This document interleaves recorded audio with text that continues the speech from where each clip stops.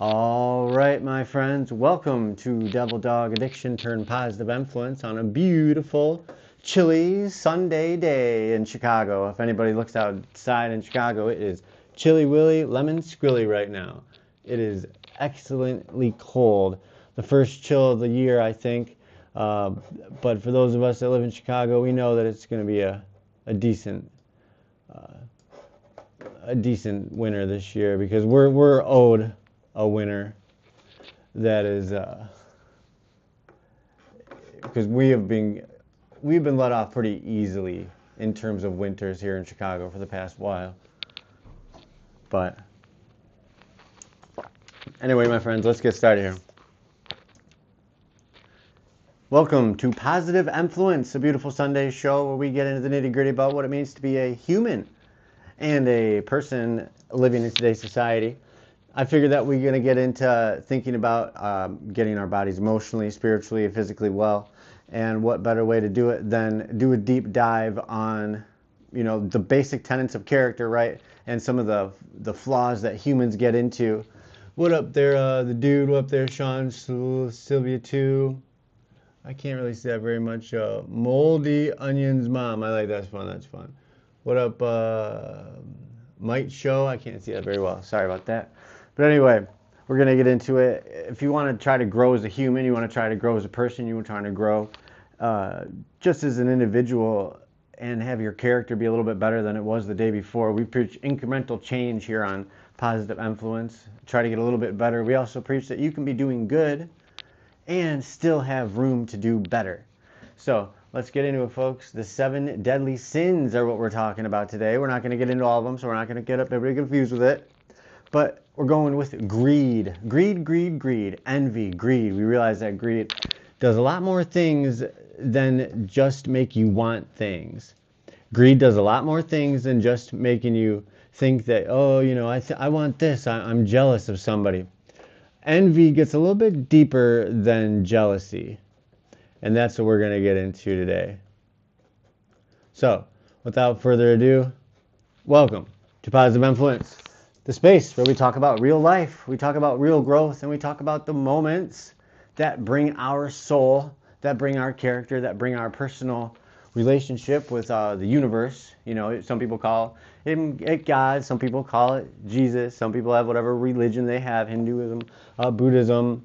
We teach out of all these different thoughts of religious thoughts and soulful thoughts, right? And today we're gonna bring it back home well, not home, but we're just gonna go old school with old school Rome right now. The Catholic Church has done a lot of things in its day in the terms of what it's done with Christianity, how it's molded and spread the word of the Bible across the world, along with whatever the other things that come with it. Because very often, as we do see in religion, that while the base ideas of a lot of these religions are pretty much the same, that humans have taken them and made them their own, or made them to benefit whatever goal or thing that you're trying to manipulate people. You're trying to get money, you're trying to get sex, you're trying to get power, trying to get influence, trying to get all these other things they don't really need in a world. And we've been teaching our kids that, hey, this is the purpose of life.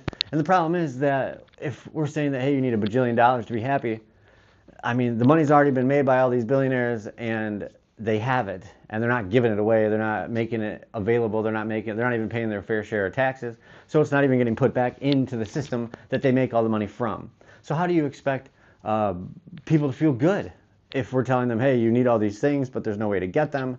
And in fact, when you do get them, you talk to people who have lots of things, or people who have lots of money, and they're like, well, it's never enough. And B, I'm still fucking upset. I'm still not happy. Money does not make people happy. Things do not make people happy. But we don't want to go completely on the other side of that and be like, oh, just going to give away everything, and if you have money, it means you're bad. No. But I do say this, that I would like to say 2 things that I don't know if people will think is okay. But number 1, we don't need billionaires in our society. We don't need them. We don't need these gigantic billionaire corporations, hundreds of billions of dollars. We just don't need them. They make some things nice, they make things better, and they make things comfortable for people.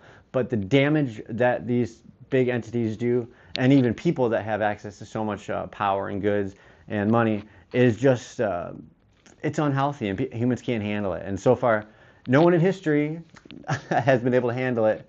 And we can see that as like on a day-to-day basis. We know that, right? But anyway, we're going to talk about envy today, and that's why we're talking about things. How you got that 1%. If there's only a very teeny tiny amount of people that have a whole bunch, right, Smudgy?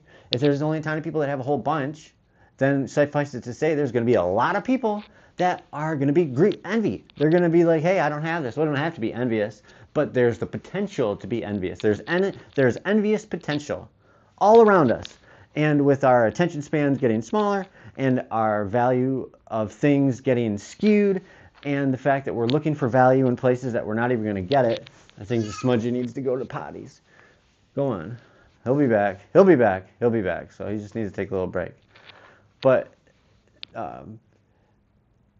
either way, we're going to talk about envy. And we're talking about the 7 deadly sins in the whole series, which are pride, greed, wrath, lust, gluttony, and sloth. Now look, these are not listed in the Bible as a checklist. They're not listed as like, oh, hey, this is a certain thing that you need to do to get into heaven or some shit like that, right? This is not a thing that Jesus preached out of his ministry, but these are things that we have learned over time can hurt our character and hurt our emotional well-being and hurt our journey and connection ability with others, right? So these actually came from early church thinkers, right, who noticed how the same seven patterns kept poisoning human hearts. The same 7 ways, the same 7 situations were hurting humans over and over and over again, and poisoning what we do and affecting our emotional and spiritual well-being. And for every sin, of course, and we use the term sin broadly and loosely because really there's other terms we could use, but we'll say that for this right now, is a virtue, right? So if you're doing something bad, every action has an equal and opposite reaction, so you can combat it a little bit, right?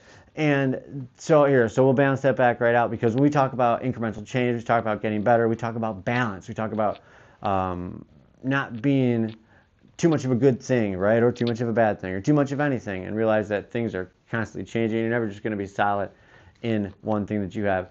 And so we get this right here. Humility can cancel out pride. Generosity for greed. Gratitude for envy. So look, if you're jealous of something, it's easy to combat that by being thankful for something else that you have. Mercy for wrath. Love for lust. And temperance for gluttony. And purpose for sloth. A lot of us out there think that we're doing something. A lot of us think that we're working. A lot of people are out there doing 60, 70 hours a day, or not a day, 60, 70 hours a week at a job, saying that, oh, I'm working. But really, they're just passing the time away in comfort. And this is not about guilt. We're not trying to guilt anybody into change, because guilt is not the way that you affect purposeful and meaningful change. It hasn't worked yet. It's not going to work anytime in the future, because you can't heal what we won't name. It means that this is all about recognizing and speaking about the things that we need to do. Now, we talk in the world, people say, oh, don't talk about sex, politics, religion. We don't talk about this in polite society. We don't talk about this. We don't talk about that. We don't talk about that. It's like, oh, this is just the way it's always been. This is the way it's always been. Well, this is what I went through. This is what I went through, And people are just content to go through something bad and then let the system keep being bad, because you're like, oh, I'm through it now. So I don't have to worry about the people that are going to go through it in the future. But I would like to present a new pattern, a new idea, a new focus, is that we need to be purposeful about what we're doing, okay? So in the term, I'll explain it a little bit more deeply, but first we need to open with our envy and greed, right? They're the twin thieves of peace. So we're going to get into the greed in a second. These kind of little things, they whisper that we don't have enough, that we need a little bit more, that what we have is not enough, that what we are is not enough, right? Or that someone else's blessings, what somebody else has, what someone else maybe has worked for that we think they may have not worked for, right? But that someone else's blessings should have been ours. You know, they whisper that we need to be upset with the things that we have. But there's another voice. There is a voice in there, a little Jiminy Cricket in all of us that says you already have enough. So let's listen for that one, folks. And if you want to get into it, we're going to do it real quick with Matthew 6:19 through 21. Do not store up for yourselves treasures on earth. Hear this, billionaires? Do not store up for yourselves treasures on earth, where moths and vermin destroy, where thieves break in and steal, but store up yourselves treasure in heaven, where moths and vermin do not destroy, where thieves do not break in and steal, for where your treasure is, there your heart will be also. So if you want to show people what your heart is all about, what are you spending your money on? What are you putting your money into? And where is your money? Is it just in a big old bank, in a big old pile, in a big old thing, in a big old, is it in the mattress? Is it in a cupboard? Is it a soup can? Is it in your shoe? Is it non-existent? Have you spent every fucking dime that you've ever made in your life? Or have you not even worked hard enough to make money yet? But then you still have envy. We still have envy. We still have jealousy. We still have wants of other people's things, even though we haven't made a concerted, decent, honest, hard day's work at it, right? We want a million things today. We want what the other person has, even though they worked for it really hard. We're like, oh, you know what? We just want to have it real quick. And that's why we love the lottery. That's why we love pardons. That's why these things are uniquely American, where we get away with things that we should be held accountable for, and we get money and things, and we get prizes for things that we did not earn.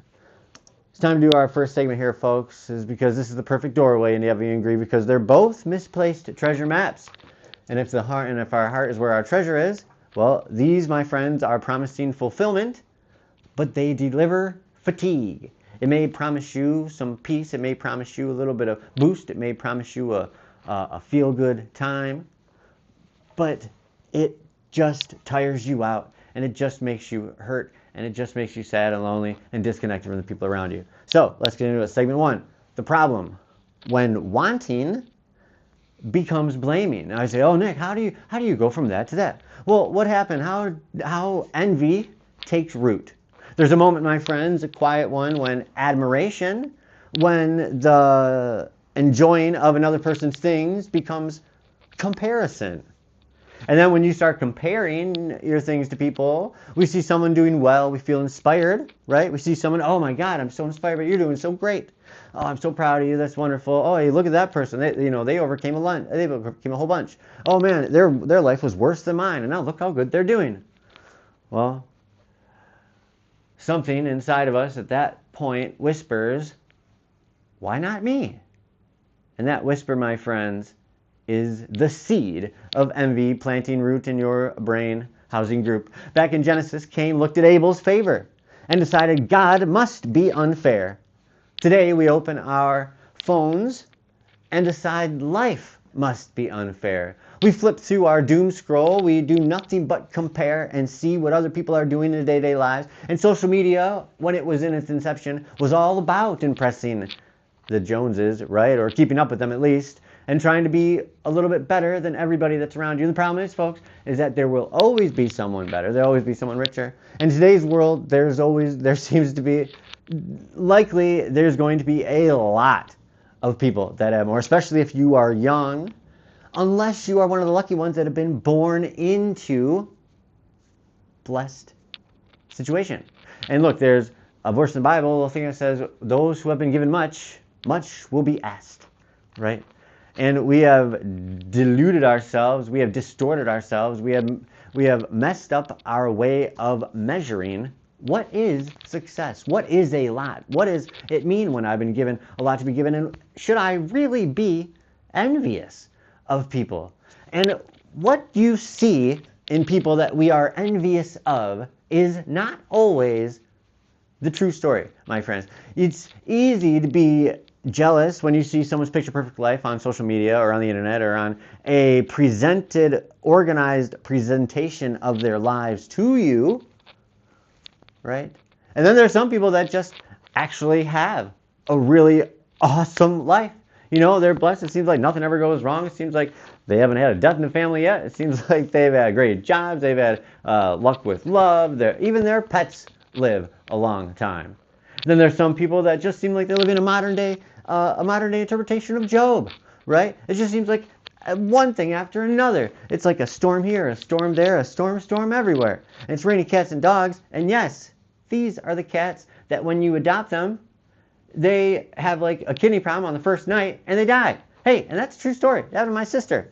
I feel real bad about that. She adopted a kitty cat and it was like sick the first night. And we had to take it to the hospital. It turns out it had a real bad issue. And the poor little thing, it had to be put down because it was super sick. Man, that was super sad.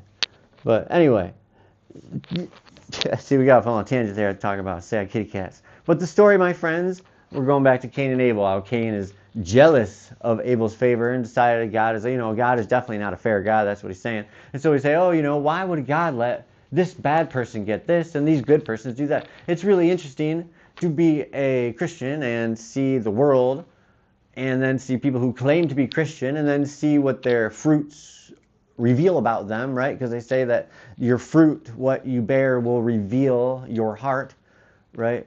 So the average adult sees between 4,000 and 10,000 ads every day. Each one sells the same sermon, right? That you are one purchase away from peace. You're one purchase away from feeling good about your life. You're one clickety-click away from actually keeping up, catching up, and surpassing said Joneses.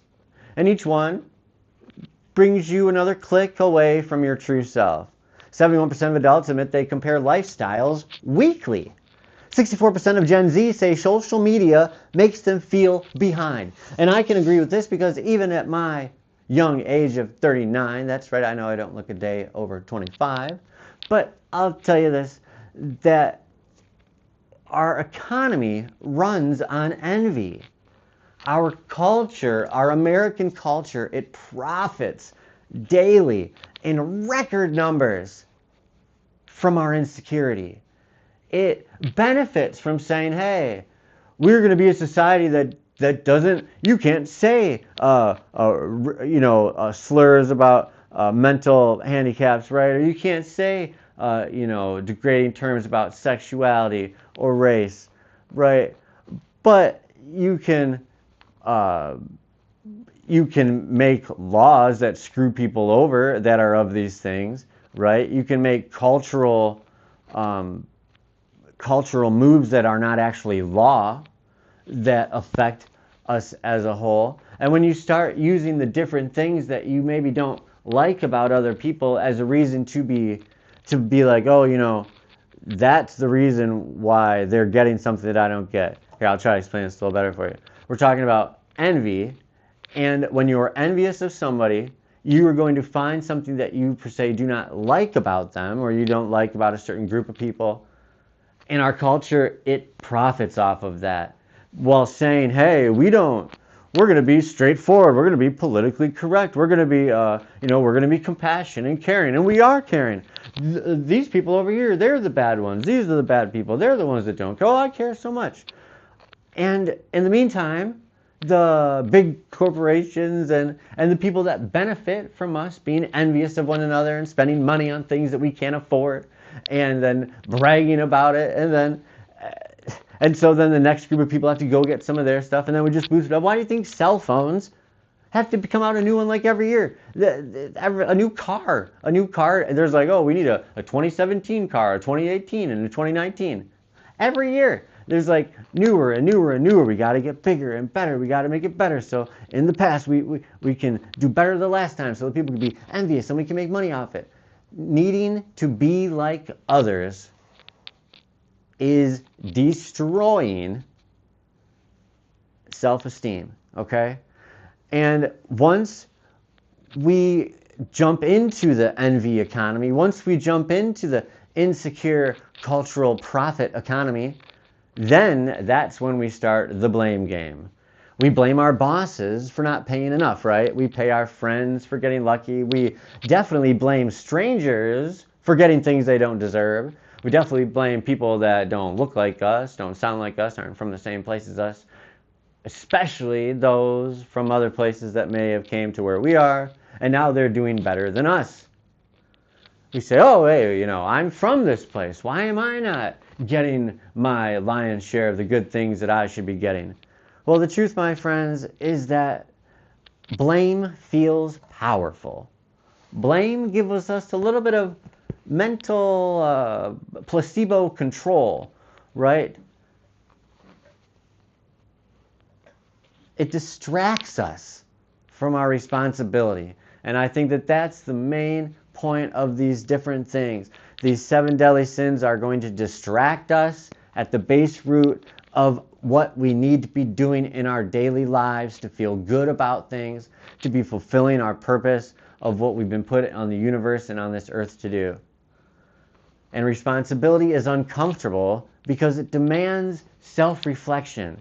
It's definitely uncomfortable because it tells you that I need to look at what I've done and am I getting what I deserve?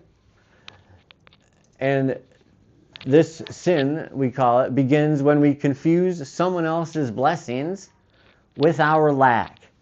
So we say, oh, gratitude, though, is what we use to combat this. Gratitude says, if they win, the world wins. A rising tide lifts all boats. There's not just a limited amount of good things to go around. If we were worried about a limited things of going around, we would make billionaires pay their fair fucking share because they just hoard the money and never do anything with it except let it grow for them, right? So Jesus flipped those tables, right? Because he knows that money is the root of these things, and envy is the root of that, because the money is what is the material thing that actually allows us to get these things. So of course money is like the root thing that allows us to get all these other things. But what is, money and goods and these things anyway are just things that humans have created and have given value to. They don't have any intrinsic value, basically. Like, they don't have any literal basic value, like in the universe, as opposed to like life, or as opposed to like our soul, or as opposed to like human consciousness, or the ability to philosophize, right? Or the ability to talk to one another about things, the ability to think and talk about our differences and figure out a way to compromise. It's not like we're just like two fucking wolves or bears that meet in the wilderness, and there's and they fight each other, and then the biggest one or the strongest one survives, and then the other one just keeps on going. That is not the world that we live in anymore. And of course, yes, there is violence, and we need strong, willful, hardcore, physical people, right, to fight our wars and to do the hard work. But that doesn't mean that we don't use our brains. That doesn't mean that we don't use our hearts. And that doesn't mean that we just go into the world guns blazing, shoot now and ask questions later. No. But in terms of envy, the gratitude does not trend. Envy is the big trend, right? And the more we scroll, the smaller our peace gets. And that's why Jesus said to watch your treasure, because the heart always follows what it's chasing. It's not that difficult to understand. It's not some grand conspiracy. It's not some big old tricky-wicky, lemon sticky, I'm not listening to you, Nikki, kind of thing. But in order to understand what we're talking about, we need to get into some keywords, some vocabulary, and some big ideas. And that's the big idea here, is greed. The restless hunger for more, even when it costs us our peace. The greed turns from just basic like drive or ambition or trying to do the good thing or a little motivation, right? So people say there's a difference between motivation and greed. There's a difference between ambition and, and need, like needing something to feel good, right? Once that greed gets in there, that dopamine rush, that feeling of that self satisfaction, that instant gratification type thing, right? The restless hunger, you need it more, I need it more, I need more, gimme. That brings us over to envy, because we need that, but then we say, oh man, I want that, but then I see, oh, other people have it too, but then I get a little bit of it. Then I get that taste of money. I get that taste of gold. I get that taste of the good life. I get that taste of the good stuff. I get that taste of riding first class to Europe. Now that will make you feel good. But people can't live like that. And people, even, humans and corporations, only these giant type entities can even create something that's so involved in making one person so happy or good, like, right then and there, it's like, oh, we're all about you, you're the best, you're the greatest, here, give us that money and we'll fucking, we'll do anything you want, basically. And that right there is what drives people insane. envy, resenting another's blessing as if it reduced your own.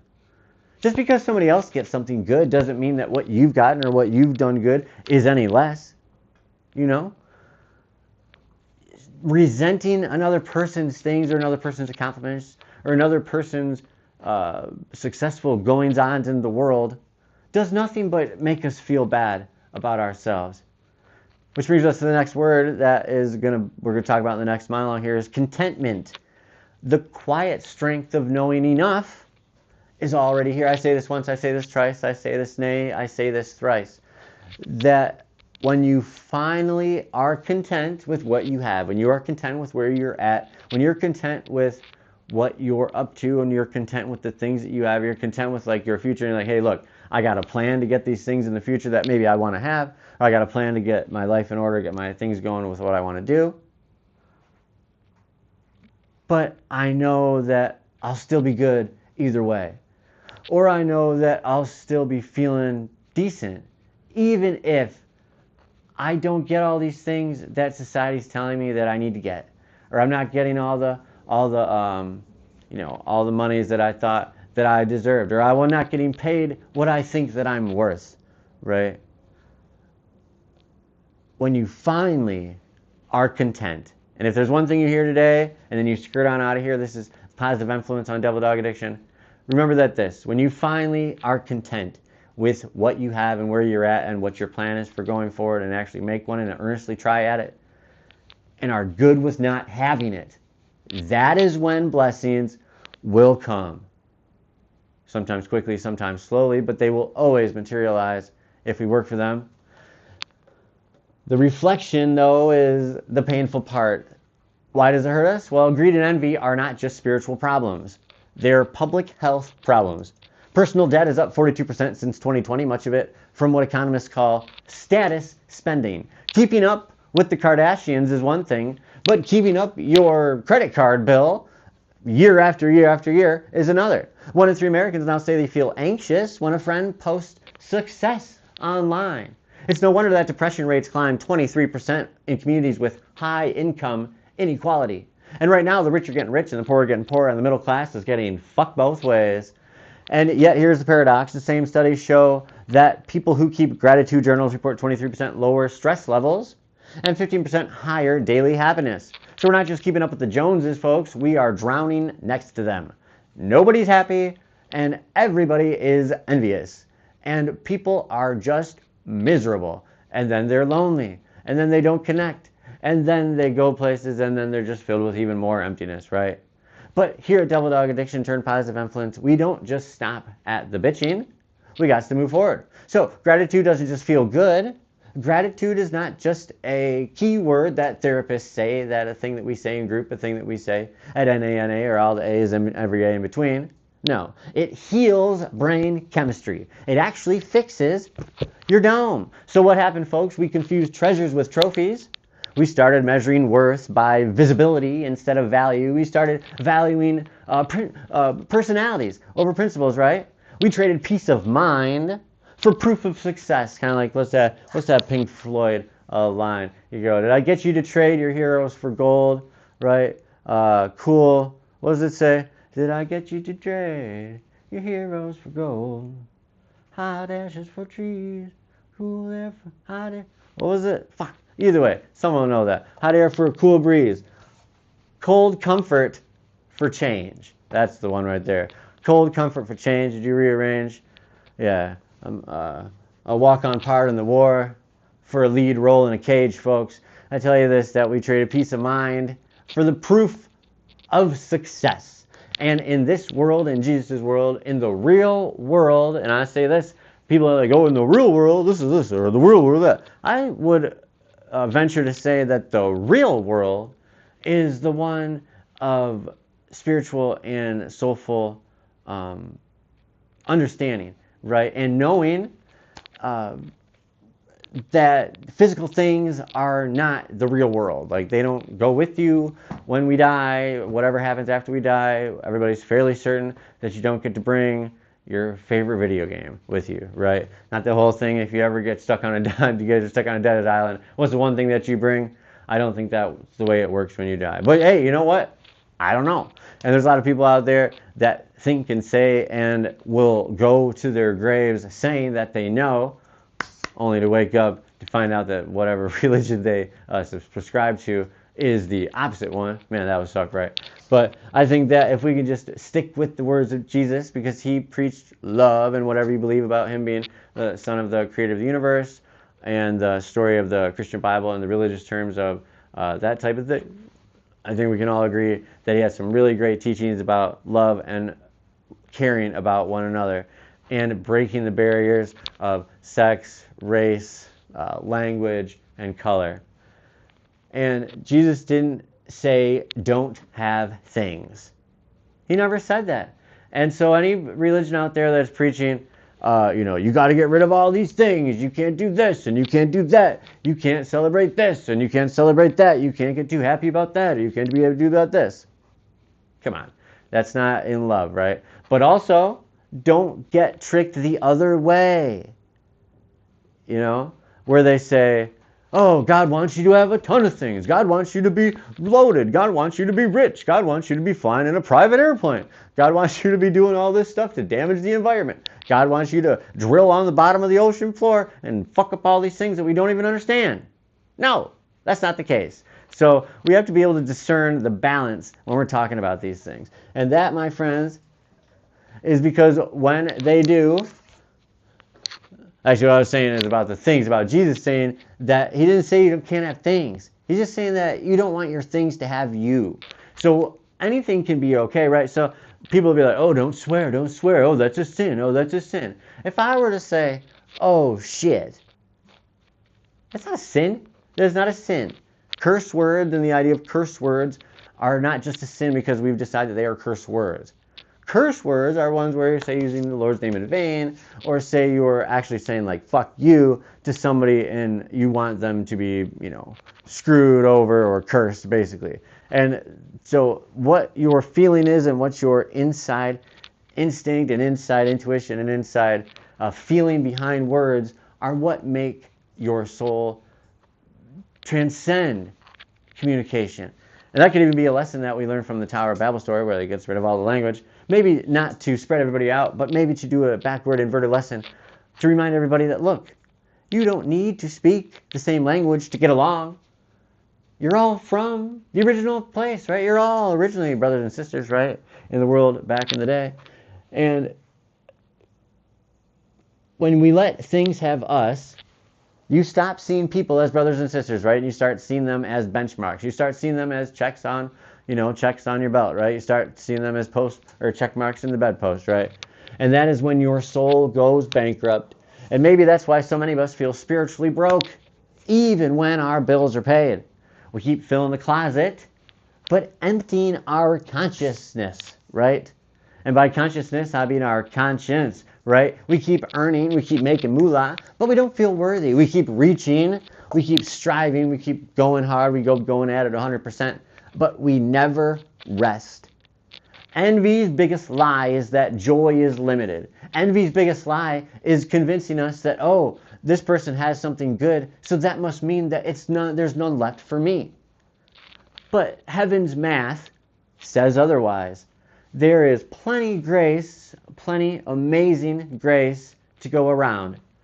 The only scarcity right now seems to be gratitude.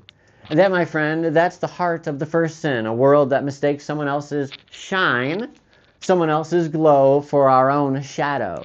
Next, we're going to zoom on in to what greed and envy are doing right now to our communities. That was a little bit of the past of greed, the history of greed and envy, what they're up to doing those things, right?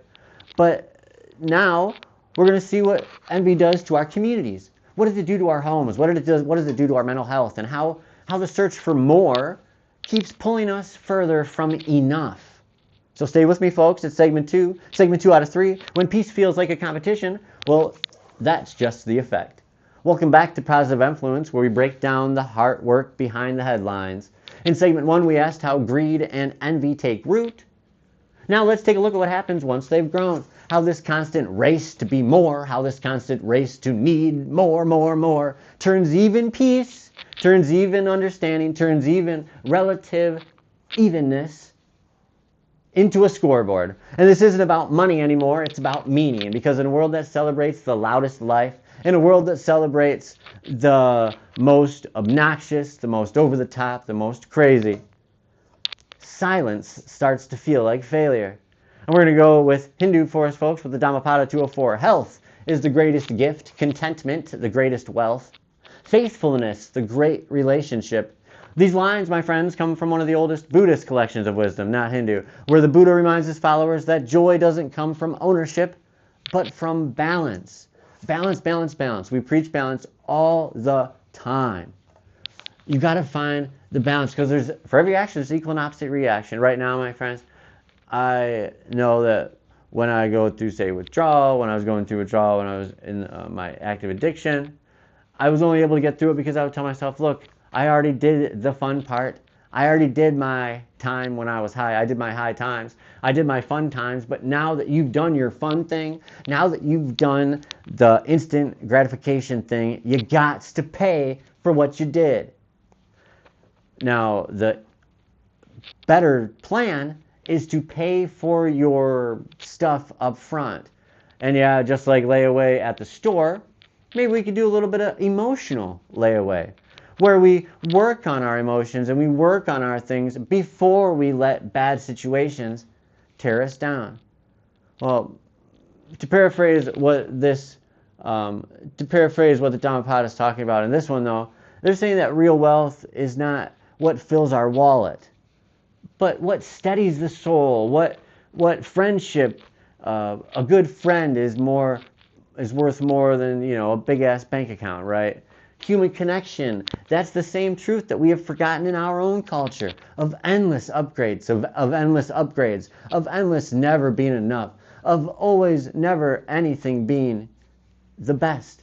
It's always not good, and it always needs to be better. We need to get great again. We need to upgrade. We need to get a new one. We need to get the best. We need to get we need to be up and coming, right? So let's get into some definitions for this segment. Contentment. Contentment.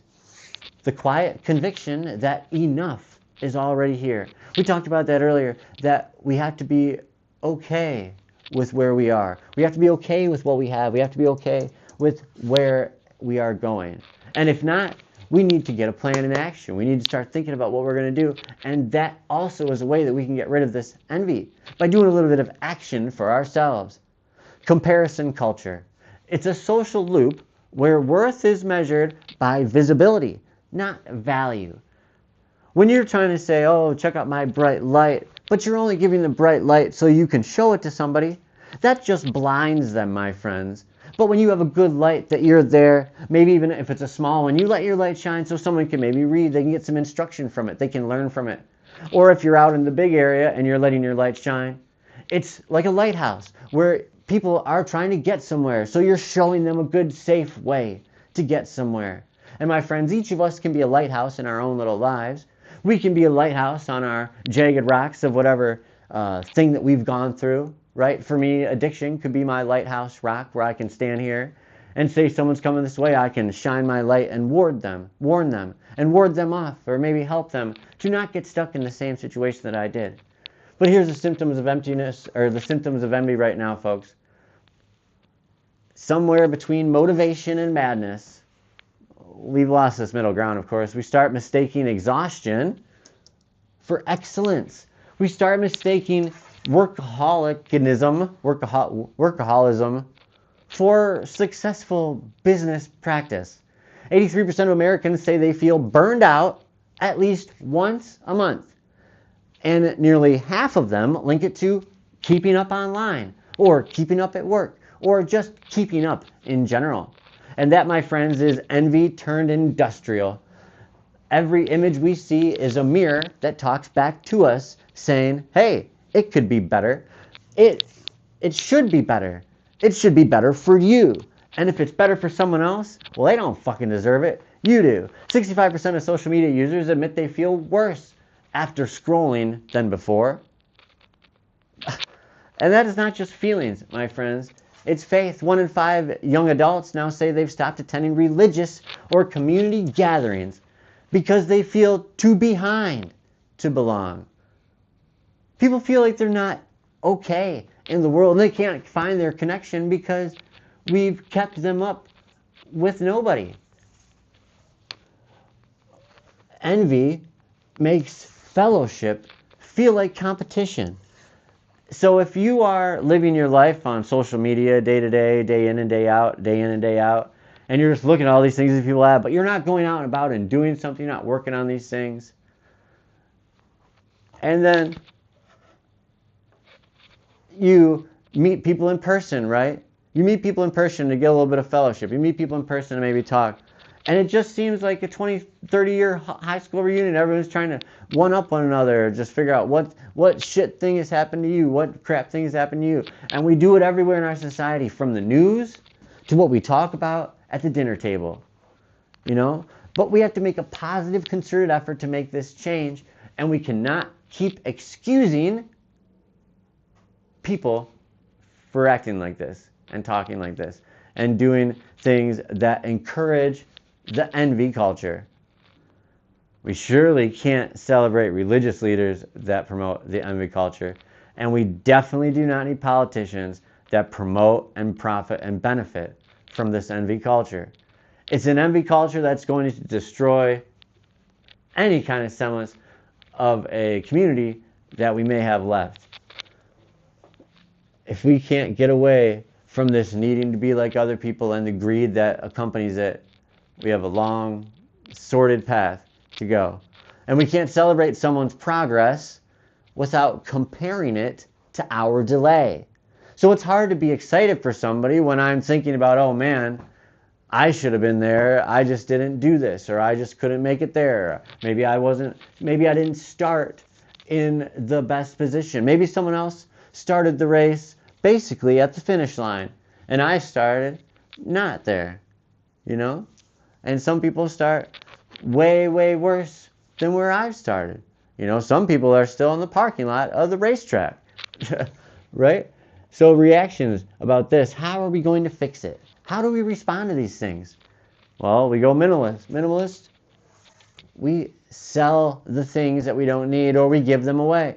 We delete apps. We delete apps, my friends. Pick and choose a few apps, get them off those phones. We delete games, not all of them. Games are fun. They're a good way to vent some steam. But you don't need a bajillion of them, and you surely don't need ones that are going to make you spend money. Chase a simpler life, but even that becomes a brand. Simplify, be simple, minimalist. The whole even idea has already been profited and managed and taken over. We post our peace to prove we have it. And true peace doesn't need to be proved to anybody. People will see that you are peaceful in how you are.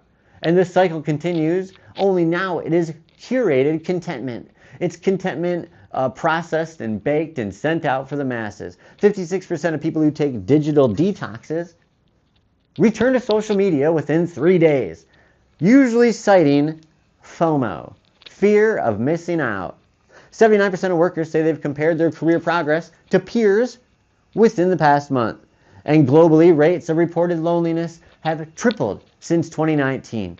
Even as our connectivity skyrockets, we have access to the world's knowledge, but we're fucking stupid. We have the ability to connect with anybody in the world, yet we don't even leave our house. We don't even go to the grocery store anymore. We order that shit straight to the house. People don't have to leave.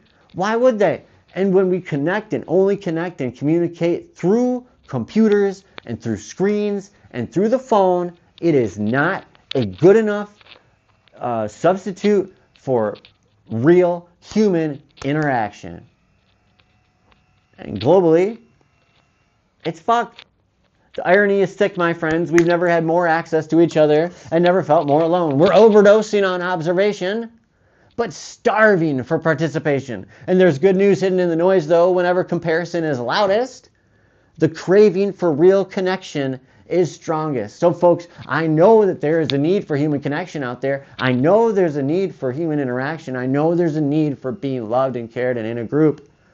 So get out there and let's do it. Let's connect, reach out. You see this? Send a little message. You reach out and send that. You send a little message. You're going to reach out to your friends you got. Send a little message. That's right, folks. And you know what I'm saying?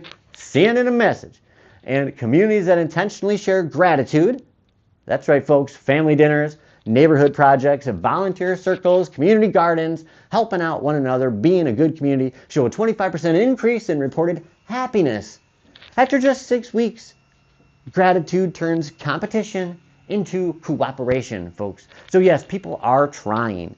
There are good people out there. There are great people out there. There are people out there that are doing the right things, that are there for us. But we need to be connecting to them. And we need to be connecting to them in person. We need to be reaching out. We need to be networking with one another. We need to be building webs of true human connection. So yes, people try to connect, some through therapy, some through faith, some just by logging off for a while. And each small step, of course, matters, because we preach incremental change here at Double Dog Addiction, Turn Positive Influence. But because every time we choose to celebrate instead of comparing, we loosen envy's grip a little bit. It's not going to be ungripped overnight. You're not just going to be not envious overnight, right? You can't grasp gratitude and jealousy at the same time, though. The Buddha called contentment the greatest wealth, not because it fills our hands, but because it frees them and fills our hearts. And that's where we are now, folks. A world rich in noise, but poor in peace. Still searching for the middle ground between wanting and worshiping. In our final segment, folks, we're going to talk about what actually works. Not just the trendy fixes, but the heart shift, right? We got to get heart shift, heart shift, heart shift. We're doing the heart shift, baby. Heart shift, baby. All right, so next up, my friends, segment three of 3, the past, because we don't just bitch about things here at Positive Influence, we got to actually fix it. The past, what actually heals? Well, welcome back to Positive Influence. We've seen how envy and greed take root, and we felt how they spread, turning peace into competition. It's now the time to talk about healing, not just in theory, but in practice. Practice, practice, practice. Practice, practice, practice. Because awareness without action, you can be checking it out, but if you're not getting into it, it just becomes another kind of envy. One where we wished we were doing better. A place where we're actually envious of the self that we want to be. And awareness without action is brutally damaging to our own self-esteem. Because it's just another thing where we say, hey, I'm going to do this. I'm going to do this. I'm going to be successful. I'm going to do this. Hey, I'm going to do this. Let's do this now. Let's do this tomorrow. And then you don't do it. Come on. Wishing we were better without doing anything about it. For this one, we're going to get into the Islam. We're going to get into the Muslim faith, because the Quran 2:261. The example of those who spend their wealth in the way of Allah is like a seed of grain that sprouts 7 ears. In every ear there are 100 grains. Allah multiplies for whom He wills, and Allah is all-encompassing and knowing, okay? So a lot of Allah in there, a lot of la, right? But in this verse, the Quran compares generosity to planting. Okay, so follow with me here. Each act of giving, one act, and spreads 700 kernels, right, multiplies beyond what we see. So it's a little bit deeper there, folks. You can do something and be generous and not be envy. And it's not about money alone, but the principle of abundance, right? So when we talk about the positive of one thing, another way to look at that is the negative of another, right? Or the absence of one thing. Like, so if you take something away, it's like giving to the opposite side of it. So on the opposite side of this, right, the principle of abundance is off of, not having much. So if you have a whole bunch, right, it's gonna taint and mess up the way that you can view it, right? That kindness, though, when you actually give, and you give freely, not expecting something in return, not giving expecting to get something back, because that's not even actually giving. If you know, it says in the one we said the verse a couple weeks ago, that if you give something to somebody knowing that they're going to pay you back, it's not giving.